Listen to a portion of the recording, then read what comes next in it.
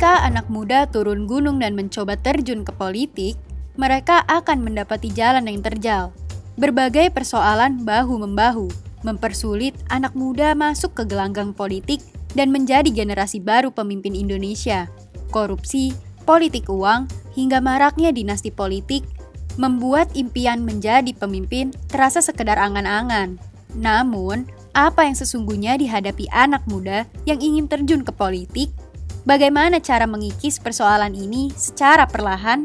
Secara global, pesimisme terhadap pemerintahan di kalangan anak muda bukan hal baru. Analisis Orb Media Network terhadap ratusan ribu responden di seluruh dunia mendapati bahwa anak muda yang peduli pemerintahan cenderung menolak terlibat dalam politik praktis. Survei mereka membuktikan bahwa anak muda berusia di bawah 40 tahun cenderung memilih melakukan tindak politik informal, seperti demonstrasi ketimbang terjun ke politik praktis. Bahkan, tak sedikit dari mereka yang enggan memberikan suara dalam pemilu. Tentu saja, tak ada asap tanpa api. Menurut riset tersebut, anak muda cenderung pesimis bahwa masuk ke gelanggang politik akan berujung pada perubahan nyata. Selain itu, terdapat persepsi kuat bahwa pemerintahan di negara mereka korup dan tak akuntabel. Laporan terpisah dari Young People in Politics Survey membeberkan bahwa selama sistem demokrasi masih belum berubah secara signifikan, jumlah pencalonan politisi muda juga bakal segitu-segitu saja. Kabar gembiranya, Indonesia agak menentang tren global ini. Meski masih banyak yang berpikiran bahwa pemerintah korup, jumlah anak muda Indonesia yang punya kecenderungan tidak memilih dalam pemilu hanya 2 hingga 6%. Jauh di bawah rata-rata global yang di angka 7 hingga 15%. Selain itu, 27% anak muda berusia 29 hingga 38 tahun di Indonesia terlibat dalam politik praktis, entah sebagai relawan atau sebagai calon pejabat. Hal ini menunjukkan bahwa meski anak muda tahu negara kita tidak sedang baik-baik saja, mereka masih ingin membuat perubahan melalui jalur politik praktis. Pilpres kemarin itu such a blessing sih mas menurut gue untuk politisi muda, ada banyak nama gitu kan. Tapi kan banyak doang oke, tapi kan kita punya problem agar ini semuanya bisa bertahan gitu loh. Beberapa teman-teman gue memilih untuk sekolah gitu kan, karena memang belum selesai S2. Yang memilih bertarung ya gue sama Rian Ernest aja kayaknya. Kita berusaha untuk fight terus gitu, biar kita punya politisi muda ini nggak hilang spiritnya, semangatnya. Mereka mengambil 2 jalur berbeda. Rian Ernest fokus menjadi pengurus DPP PSI, sementara Valdo baru-baru ini mengambil keputusan berani. Ia maju sebagai calon gubernur Sumatera Barat berpasangan dengan Cawagup Feby Datok Bangso. Politisi yang sempat terasosiasi dengan PAN dan PSI tersebut bukan kandidat kaleng-kaleng. Ia sudah mengantongi dukungan dari Partai Keadilan Bangsa.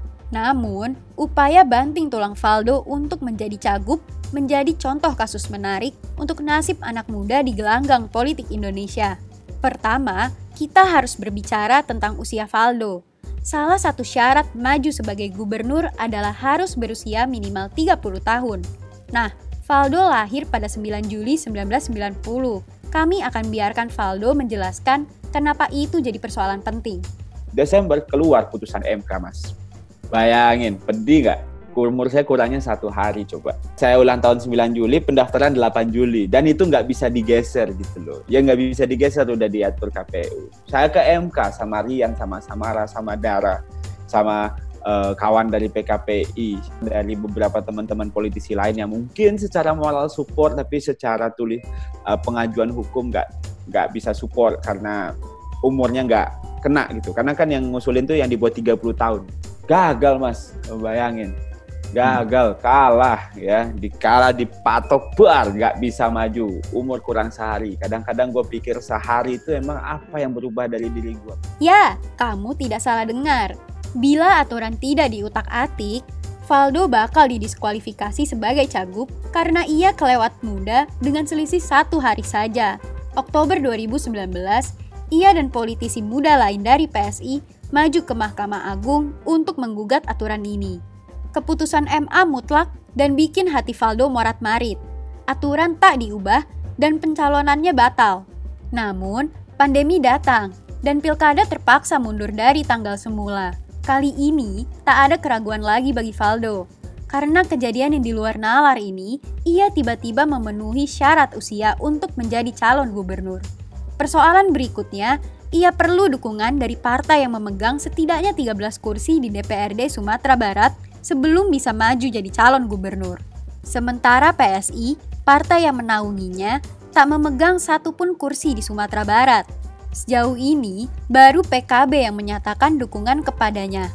Masalahnya, PKB hanya memegang 3 kursi di DPRD Sumbar, jauh di bawah partai lain yang dominan, seperti Gerindra dengan 14 kursi, serta PKS, PAN, dan Demokrat yang masing-masing memegang 10 kursi.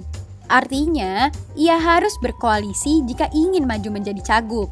Ini kan butuh proses gitu loh, karena kita masih ada 2 bulan lagi menjelang pendaftaran gitu ya. Jadi saya silaturahmi dengan segala partai politik, semuanya saya udah komunikasi baik gitu ya. Terus saya juga udah merencanakan untuk datang gitu loh, memberikan tawaran kita, Pak, kita pengen Sumatera Barat ini dikelola dengan cara yang tidak biasa-biasa saja, kita perlu semangat yang baru gitu. Saya yakin semua partai politik setuju bahwa anak muda perlu diberikan kesempatan, harus ikut berbuat banyak gitu. Bukan hanya jadi bahan kampanye, target market yang jumlah size marketnya kan anak muda ini lumayan.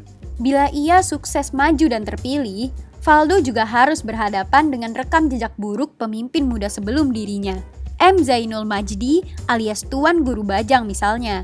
Menjabat sebagai Gubernur Nusa Tenggara Barat antara 2008 hingga 2018. Dan pertama dilantik pada usia 36 tahun. Namun, pada 2018 ia disoroti KPK karena diduga menerima gratifikasi untuk divestasi Newmont di NTB.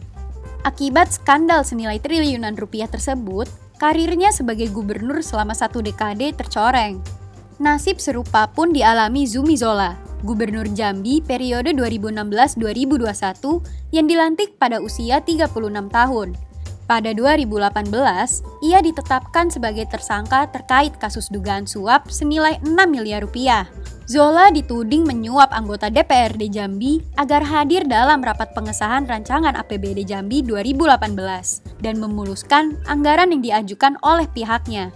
Harapan untuk hadirnya orang yang datang dengan treatment yang beda, bentuknya aja udah beda gitu. Secara umur dia juga beda gitu kan.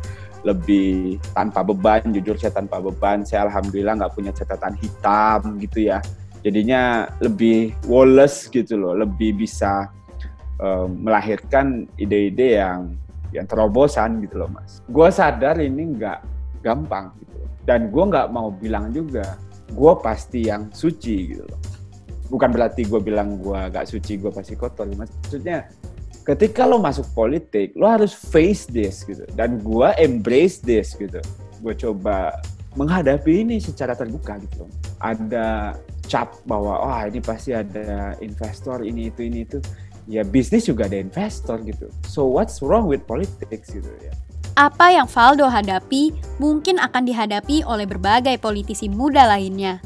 Menggugat regulasi yang tak berpihak pada anak muda, melobi partai politik agar memberi dukungan, hingga menyiasati oligarki dan dinasti politik yang kelewat lama bercokol di suatu daerah.